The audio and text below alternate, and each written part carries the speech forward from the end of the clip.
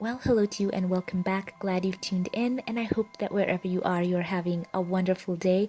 So, I'm here with another video, and this one is going to be of great interest to you. So, there has been that debate about the negative reporting about Meghan, the Duchess of Sussex, especially with the British tabloid media. And many people were speculating as to what might be the reason why there seemed to be such a negative pile on the Duchess of Sussex. So this story is going to interest you. Now, before we go into this, I would like to hear your thoughts. Jump in the comments section and let me know whether you think that what has been going on, especially the negativity in the British tabloids towards Meghan, whether it's just par for the course for royal family members, or is there something that is directly just pointed towards her to make her look bad, to make her fall out of favor with the British people? Because this story is going to leave you wondering. So I'm going to credit justjared.com, who I'm going to be reading the short article from, and Hollywood Raw, who initially broke the story. So this story is about an actor called Simon Rex, who apparently states that he was offered, and get this, 70,000 US dollars to lie about Meghan Markle and the nature of their relationship. So he said that several British tabloids contacted him and offered him large sums of money to lie about his relationship with Meghan. He said he never actually dated her. They just hung out and went on one lunch date very loosely. They just hung out, And according to his words, and this is his quote, and I quote, "Nothing happened. We never even kissed. We just hung out once in a very non-datey way." And he said, "She was just someone I had met on a TV show and we got lunch, and that was the extent of it." When the story broke, a couple of British tabloids offered to pay me a lot of money to say a lie that we actually, in his words, hooked up. I said no to a lot of money because I didn't feel right lying, and he uses an expletive, but he didn't want to cause any friction in the royal family. And I listened to a clip where he's talking about he didn't want to get whacked, by the British law enforcement or maybe the royal protection officers, just as a loose joke. So that is interesting. Simon is known for his roles in the Scary Movie franchise and on parts like shows like Jack and Jill and What I Like About You. Then it finishes off by saying that he and Meghan both appeared on a TV show called Cuts in 2005. So now, if that is making you wonder as to why they would offer him to tarnish Meghan's image, large sums of money, and that's 70,000 grand, that's a lot of money. And he said something that was interesting. He said that if he needed the money, and it was a few years back, maybe when he was more immature, he might have taken it. But he thought about it and said he didn't feel right. It just didn't feel right. So in his words, it didn't feel right. So it goes back to that big debate about why there is such negative reporting about Meghan. And I will say this in contrast to Kate, who I think as well, she had her time where she had negative stories about her, just calling her weighty Katie, and I don't agree to any of that. But as soon as she was married, the stories calmed down about her.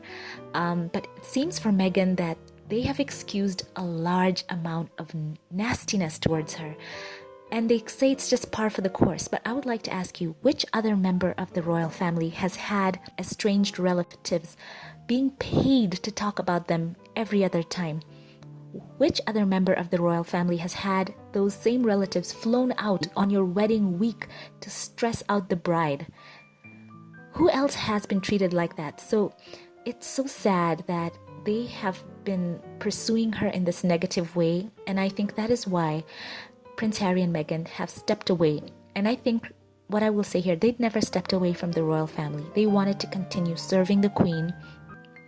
I think we can say that more so they stepped away from the tabloid media and he backed Meghan away from all that nonsense. So you can imagine, what if that story broke? What if he had taken the 70,000? Why would they have a vested interest in making Meghan look like an immoral, loose woman? To continue to other her, to shame her, to make her look like she's someone with no standards.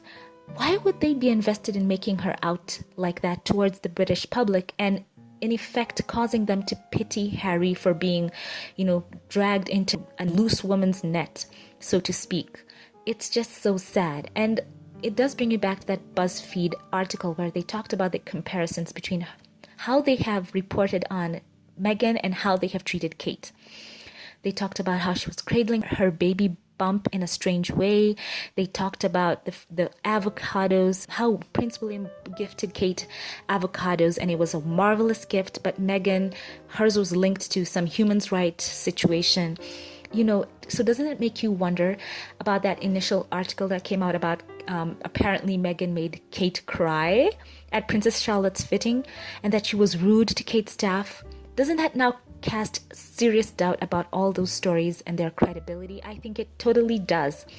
And I think the British media and public as a whole have to condemn this kind of treatment of someone who's joined the royal family, someone who is going to be a great ambassador for them. But now, because of her treatment, her husband has been forced to just take her out of that atmosphere. And I want to say this, for those people who say that she should have just had a stiff upper lip and, you know, just ignored the haters. It reminds me of something. Idris Elba, a couple of days ago, talked about how he had gotten, you know, the thing that's going around. I don't want to mention it because of YouTube is watching out for that name. And he said that people were piling on his wife who was sitting next to him. Why was she there was how people were talking. She shouldn't be around him. And she found it so hurtful what people had said about her standing there beside her husband at that time that it got her kind of down. And it made me wonder, that was just one day. So whatever you may think about the Duchess of Sussex, you know, when something is wrong, as I said, it's good to call it out. And the whole stiff upper lip mentality that she's in a position of privilege, so she shouldn't care what people say about her or her husband or their child. Yeah, even baby Archie has been included in that negativity. I think you need to just put yourself in her shoes, and if you want to know what a pile on of negative press can do, I would encourage any of you right now to go to Sussex Royal Instagram account and scroll through the comments. I don't usually do that. I did that the other day, and I've got to admit, it's not even my account, but it was so exhausting reading the negative comments. It was comment after comment after comment after comment, and I was reading them and I was like, my goodness, what must it feel like for them to just keep reading that? You know, it comes a point where we all have to just say enough is enough on her behalf and speak up, do unto others as you would have them do unto you. So I think that this is a moment in history where, as more truths are coming out, that the UK media that are part of the royal rota should start and condemn this kind of activity against the Duchess of Sussex, and they should also condemn that double standard between coverage of Meghan and Kate, using one of them to put down the other. We need to say, as a whole, worldwide, and especially the British media as a whole and the British public by extension, because some are the ones who have been clicking on those negative articles. And remember that the more clicks, the more revenue that those tabloids have. So I think as a whole, this is a time when people should stand up and, you know, actually take a stand for something that's right. It's good when you recognize something is wrong to call it out, because if you keep quiet, you know, silence in the face of evil is complicity, in my opinion. So let me know what you think in the comment section down below. I would love to hear your thoughts. And yes, I would also like to hear the royal family as well issue a statement of solidarity with the Duchess of Sussex. Any statement at all, especially as more stories are coming out, that would be pretty amazing as well. Let me know your thoughts. Share them in the comment section below. Let's keep the conversation going and let it be, you know, amicable and well thought out. So thank you for watching this update. Wherever you are, stay safe. Thank you for watching once again. And if you like this video, don't forget to give it a thumbs up and click subscribe. It does help out my channel. And also, I would love to see you here again. Also, be on the lookout for this channel's Patreon and consider becoming a Patreon supporter. I would appreciate that. Thanks for watching, and I will catch you in the next one. Have a blessed one.